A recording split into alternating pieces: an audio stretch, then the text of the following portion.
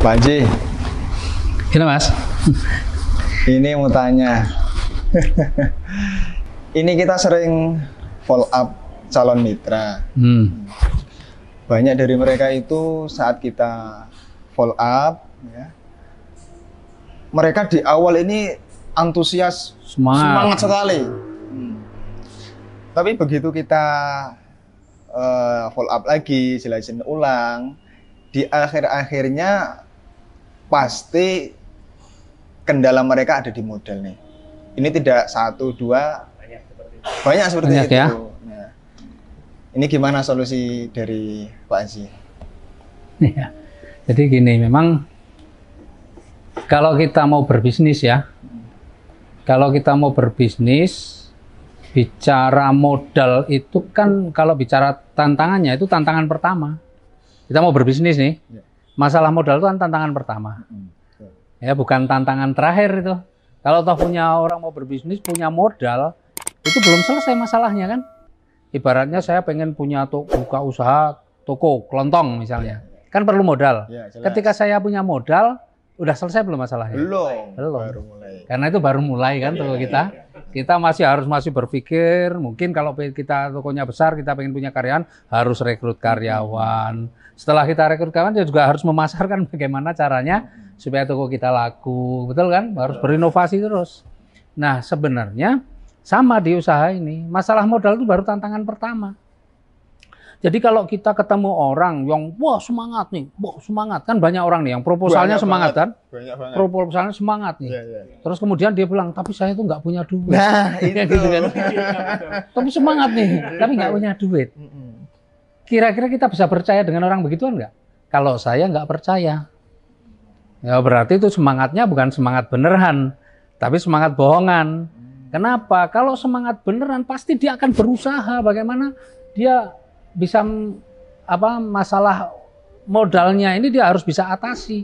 Kenapa? Karena masalah anggaplah yang paling kecil 2.100.000 itu baru tantangan pertama. Lah kalau tantangan pertama saja dia nggak sanggup atasi, nggak mungkin dia akan benar-benar dia berjuang. Itu hanya omong kosong. Jadi saya nggak pernah tergoda dengan orang yang kelihatannya semangat tapi alasannya nggak punya duit. Paling-paling saya kasih solusi kan.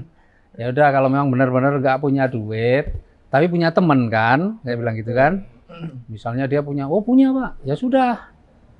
Pinjam temannya, atau pinjam ke saudaranya, pinjam ke ini, waduh nggak ada yang punya. Ya jangan pinjamnya 2.100.000. Pinjam ke beberapa orang. Ya, pinjam ke banyak orang kan, ya, benar nggak? Misalnya nih, ekstrimnya yang paling ekstrim nih, pinjamlah ke 21 orang kalau benar-benar nggak punya duit. 21 orang temennya, pinjam 100 ribuan kan, benar nggak? 21 kalau orang pinjam 100 ribu kan nggak mungkin ditagih-tagih. Tapi jangan ngomong pinjam 100 ribu mau untuk bisnis atau untuk usaha, nggak akan ada yang percaya. Ya bilang aja, saya perlu duit nih 100 ribu untuk kebutuhan saya, ini udah kepepet, tolong saya pinjemin dong 100 ribu. Kalau kita punya teman 100 ribu mungkin ya, meskipun mungkin ini ya tetap keluar kan.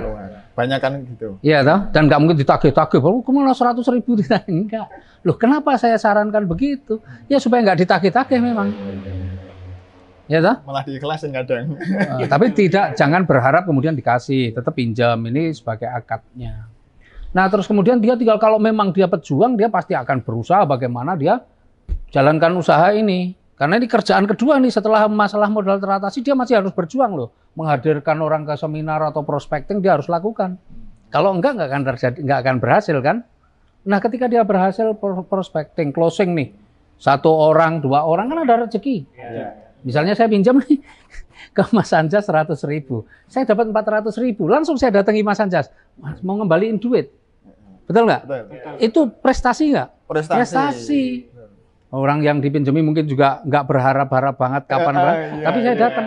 Nah pas kita ngembaliin uang itu, misalnya kita sambil bilang, Mas Anjas, saya kembaliin yang 100 ribu kemarin, ya minta maaf, itu sebenarnya yang 100 ribu saya pinjam itu saya gunakan untuk modal usaha.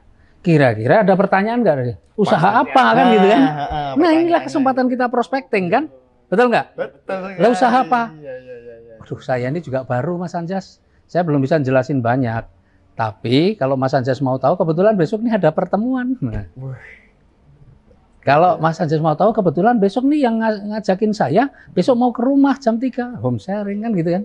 Nah artinya sebenarnya orang kalau memang benar-benar punya semangat, kita harus bisa kasih solusi. Kalau itu pun dia nggak mau, ya sudah lupakan. Itu berarti kamu itu ngomongnya memang cuma omong kosong kalau memang mau semangat. Betul nggak? Karena kalau orang mau sukses tuh harus mau berjuang. Ada yang dikorbankan. Coba lihat nih orang-orang yang sukses ya. Nah, kalau cerita lebih ekstrim lagi, Colonel Sanders, KFC berapa dia nawarkan ini yang betul kan? Nah, artinya kalau kita mau sukses ya harus ada coba tes dulu dengan seperti itu. Kalau dia mau lakukan, insya Allah berarti dia tantangan pertama dia sanggup. Insya Allah lulus tantangan pertama, tantangan berikutnya. Tapi kalau cuma berhenti, saya pengen Mas, tapi saya tuh nggak ada modal. Ya sudah, tapi kita coba kasih solusi. Ya, karena kalau dia memang benar-benar yakin bisa berhasil, apapun akan dia lakukan. Pengusaha saya juga dulu, modal miliaran yang saya pikir saya juga nggak punya duit pun sampai rumah saya gadaikan, betul nggak? Beresiko kehilangan rumah aja berani. Nah ini kan cuma begitu. Jadi artinya kita nggak usah kemudian tergoda ketika dia kelihatannya, wah saya itu sebenarnya wah yakin nih, cuma saya nggak punya duit. Kemudian kita kasih solusi dan dia nggak mau jalankan, lupakan. Itu cuma ngomong aja. Kalau toh kita kasih, kan banyak nih, jangan sampai kalau saran saya sih, jangan sampai karena teman-teman tergoda orang-orang yang kelihatannya semangat, tapi alasannya nggak punya duit terus dibayari. Nah ini yang banyak juga terjadi. Ya kan? Nah saya nggak sarankan itu. Kenapa? Berarti dia tantangan pertama saja udah nggak sanggup, tantangan selanjutnya nggak yakin juga. Gitu loh. Karena ya? tidak ada meskipun akadnya pinjem dulu apa-apa, enggak. Kalau dia mau pinjem, suruh pinjem sama orang lain yang tidak terkait dengan usaha kita. Suruh pinjem ke saudaranya, temennya, ke siapa yang nggak ada urusan sama usaha kita. Jadi jangan tergoda gitu ya. Intinya kalau orang hanya kelihatan semangat itu, karena bukan satu dua teman-teman yang mengeluh atau yang kemudian dia cerita ke saya, oh, udah semangat awalnya udah saya bayari Pak, tapi nggak jalan juga. Malah dia tak tagih, apalagi kan ngambilnya bukan yang basic gitu, tak tagih malah ini produknya masih nih di rumah. Waduh ya itu. Jadi akhirnya banyak yang bermasalah dengan mitranya karena dia bayar-bayari dulu.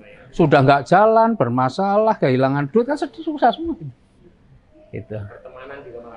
Kadang-kadang malah justru pertemanan juga jadi ini. Jadi sekali lagi bahwa masalah nggak punya modal atau apa alasannya, ya kalau dia memang mau berubah hidupnya, dia memang betul-betul melihat apa yang kita sampaikan atau apa yang kita tawarkan kepada mereka itu adalah sebuah solusi dan dia yakin bahwa dia bisa dapatkan, pasti dia akan berusaha. Orang-orang yang yakin itu pasti akan berjuang bagaimana dia mendapatkan modal itu. Itu mereka yang yakin. Kalau yang nggak yakin sebenarnya hanya kelihatannya semangat, dia hanya akan ngomong, saya pengen nih, tapi masalahnya saya nggak ada duit. Nah udah berhenti di situ, maka selesai. Sudah, lupakan itu, anggaplah dia hanya omong kosong. Supaya kita jangan merasa, waduh gimana ya itu, jadi malah kita yang mikir. Dia nggak mikir, tapi kita malah yang mikir kan. Itu susah. Oh yang mau berubah dia, malah kita juga suruh mikir. Itu ya. Kalau dirasa video yang kami unggah ini bermanfaat, silahkan tekan tombol subscribe dan loncengnya supaya kalau saya upload video-video terbaru teman-teman bisa mendapatkan notifikasinya. Dan sekaligus kalau memang ini video yang diunggah itu adalah video-video yang baik, silahkan tekan tombol like dan bagikan ke teman-teman yang lain. Peace.